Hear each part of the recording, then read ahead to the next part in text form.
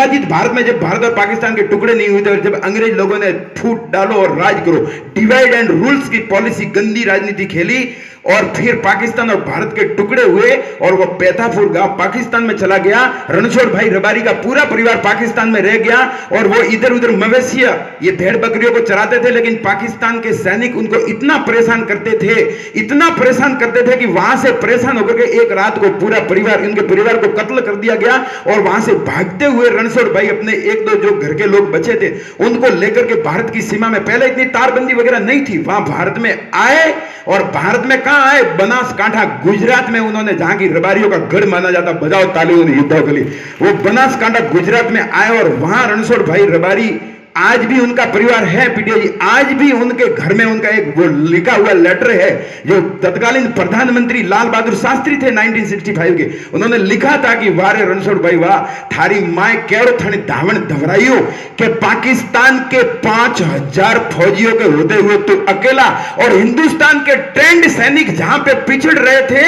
और वहां पर ऐसी दलदली जमीन, मतलब गादो पानी गादो वेन, और वहां पर वो एक 10 फुट का दर्रा आया। और देखिए गर्व की बात यह है कि इतने पढ़े लिखे ट्रेंड फौजियों का नेतृत्व कौन कर रहा था, एक साधारण आदमी रणछोड़ भाई रबारी, बजाओ ताली उसके लिए। वो आगे आगे चल रहा है और उसका जो कद काटी थी 6 फुट का लंबा, बड़ी बड़ी मोछे और रातों 16 पे मातम बोधी हो रहा, और वो आगे चल रहा है और उसकी चाल इतनी मतवाली, वारे मालधारी बजाओ ताली, वो चलता जा रहा है और उसके पीछे पीछे सैनिक, और फिर बीच में एक ऐसी घटना होती है कि 10 फुट का एक दर्रा आता है, एक खाई, एक गर्त, तो सैनिक कहते हैं कि इतना कौन कूदेगा और आगे क्या पता क्या है, जमीन दलदली है, लेकिन उसके ऊपर तो बस खून सवार हो गया था रणछोड़ भाई रबारी। जैसे शेर झपट्टा मारता है ना, गुजरात के गिर के जंगलों का बब्बर शेर जैसे झपट्टा मारता है, ऐसे वो शेर, आप देखना कभी डिस्कवरी, शेर जब झपट्टा मारता है तो पीटीआई जी 5 कदम पीछे खींचता है, पहले पीछे जाता है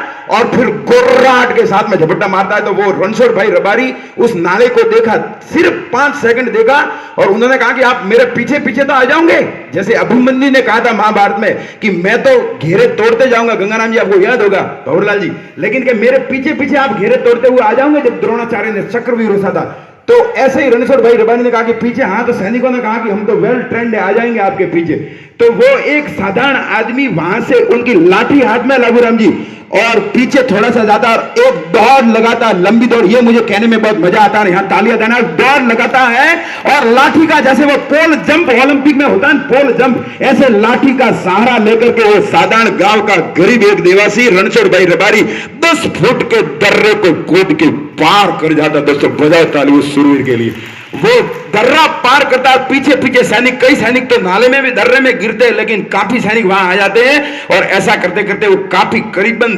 10,000 की टुकड़ी भारत की भेजी, क्योंकि हार हो रही थी तो बड़ी तो फुल ताकत लगा दो, तो 10,000 की टुकड़ी का नेतृत्व रणछोड़ भाई रबारी ने किया। और उनको सब मालूम था, क्योंकि पाकिस्तान में रह के आए थे, कि पाकिस्तान के सैनिक कहां छुपे हो सकते हैं, और उन्होंने लाठी हाथ में थी, लाठी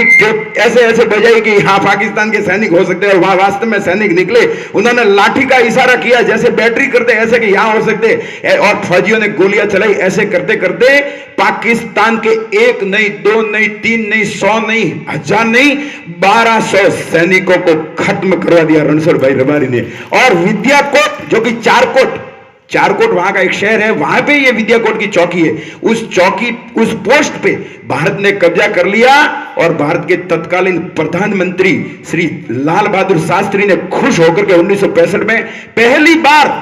सैनिकों को छोड़ के, अमूमन प्रोटोकॉल को तोड़ के, प्रिंसिपल साहब प्रोटोकॉल होता है, सैनिकों को छोड़ के और देवी देवता को छोड़ के नामकरण नहीं करते, मजार या दरगाह को छोड़ के, लेकिन पहली बार भारत के इतिहास में यह चीज मुझे गर्व योग्य लगी कि पहली बार एक आम नागरिक के नाम पे विद्याकोट चौकी थी, उसका नाम बदल करके दोस्तों रख दिया रणछोड़ भाई रबारी चौकी, पोस्ट कर दिया उसको, बजाओ तालियां शूरवीर के लिए। तब जाके मुझे एक गीत याद आता है उस शूरवीर के, और एक और बात याद आ गई, फिर 71 की लड़ाई हुई, और 71 की लड़ाई में भी भारत और पाकिस्तान, देखिए बुढ़े हो गए थे, लेकिन फिर भी 5-6 वर्ष के बाद में यह युद्ध हुआ। और भारत के जो जनरल थे माणिक शाह, आपको मालूम होगा इस युद्ध में दुनिया के सबसे बड़े वॉर योद्धा माने जाते हैं, जनरल सैम उनको कहते थे, अमेरिका ने कहा था। माणिक शाह इंदिरा के खासम खास थे, इंदिरा गांधी प्राइम मिनिस्टर के, और माणिक शाह ने कहा कि यार वो योद्धा कहाँ है, वो रणछोड़ भाई रबारी, उसको एक बार वापस बुलाओ। तो बुढ़े रणछोड़ भाई रबारी को वापस बुलाया गया और फौजियों का हौसला बढ़ाते रहे, दौड़ते रहे, शिविरों में, कैंपों में इधर इधर बताते रहे, और 71 के युद्ध में भी उन्होंने अपना भरपूर योगदान दिया। एक पल भी चैन से नहीं बैठे। क्या ताली नहीं बजाओगे उस शूरवीर योद्धा के लिए? तो एक बोल याद आता है, ए मारो मोंगो मालधारी, ओहो ए मारो मोंगो मालधारी, ए मारो राय कोरबारी। अच्छा, ए मारो एक लोर बारी पण देखो, ये झवेरचंद मेघानी ने रणछोड़ भाई के लिए लिखा था। आपको शायद इतिहास मालूम नहीं हो, इनमें कहा, ए मारो एक लोर बारी पड़ लाख ऊपर भारी, ए मालधारी राय कारबारी। ताली दो यार उसके लिए। ये लिखा था कि ए मारो एक लोर बारी पड़ लाख ऊपर भारी, ए मालधारी राय कारबारी। बोलकर सब बहुत बहुत धन्यवाद। वास्तव में आपने इसे सांस्कृतिक और एक कवि के रूप में आपने बहुत ही छाप छोड़ी है। तो निश्चित रूप से जैसे कि आपने कहा था रणछोड़ दास जी के बारे में कि वास्तव में रामगोपाल जी भी एक राजपुरोहित बब्बर शेर के रूप में मैं तो इनको ये कहना चाहूँगा कि वास्तव में आपने भी एक तरह से इसमें छाप छोड़ी है और हम सब इनके ऋणी रहेंगे, क्योंकि आपने बहुत अच्छी तरह से हर क्षेत्र के अंदर आपने जो ज्ञान के रूप में हमें बताते हैं, इसको हम अच्छी तरह से सुनते हैं। मैं तो इन चीज़ों के बारे में कभी सुना भी नहीं था कि जो ये आपके यहाँ के जो प्रूफ है, तो निश्चित रूप से इन चीज़ों के बारे में, पौराणिक जो चीज़ें हैं इनके बारे में अपने को ये अभिभूत करवाते हैं, जानकारी देते हैं। इन चीज़ों के बारे में मैं इनको बहुत बहुत धन्यवाद देना चाहूँगा।